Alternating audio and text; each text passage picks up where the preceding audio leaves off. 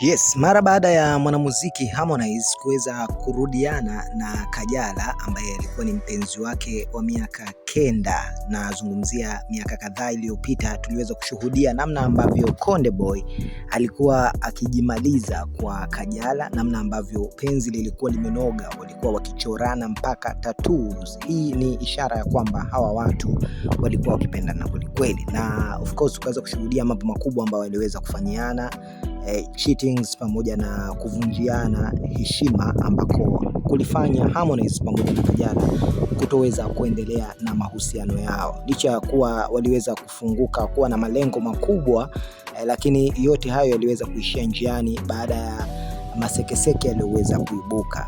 So this time bwana, Harmonize pamoja na Kajala wanaendeleza mahusiano yao, na mwishoni mwa mwaka jana 2025 tuliweza kuona namna ambavyo walikuwa wakipari kwa pamoja, lakini pia wamekuwa wakionyesha jinsi ambavyo kila mmoja amekuwa ana upendo wa dhati kwa mwenzake. Ukiangalia kwa nafasi ya Harmonize, amekuwa ni mtu ambaye mwepesi kutambua makosa yake na kuweza kujirejea kwa mwenzake, na pale ambapo anapotokea amemkwaza na kunotice kwamba amefanya mambo sio mazuri, basi Harmonize huwa sio mgumu kuweza kujishusha. Lakini kwa upande wa Kajala inaashiria pia ana mapenzi ya kweli kwa Harmonize, licha ya kuwa mambo yaliyotokea ni mazito na yaliweza kutrend kwenye vichwa vya habari mtandaoni, lakini bado amekuwa ni mtu wa kumsamehe pale ambapo anapoona mwenzake amepatwa na shida. Lakini yote hayo ni tunayaweka katika kundi moja la kuashiria kwamba mapenzi ya kweli, yani true love never die, ndio hivi ambavyo Harmonize pamoja na Kajala wanadumisha. So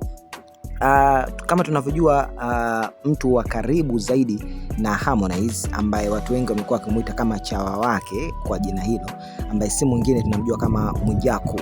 Mwijaku amekuwa ni mtu wa karibu sana na Harmonize, na amekuwa akimgadi ama kumkingia kifua Harmonize kwa kila ambacho kinatokea. Sasa safari hii Mwijaku ameweza kuwachapa madongo wale wote ambao walikuwa wakidhani kwamba Harmonize pamoja na Kajala hawatarudiana, na wapo ambao walikuwa wakipigilia misumari kwamba Kajala pamoja na Harmonize wasiweze kurudiana. Lakini unaambiwa mapenzi ya kweli siku zote huwa yana nguvu zaidi ya chochote kile. Sasa mapenzi hayo ya kweli ndio yamewafanya Harmonize pamoja na Kajala kuweza kurudiana, na of course sasa hivi wamekuja kwa staili mpya. Hatuoni wakiweza kupostiana.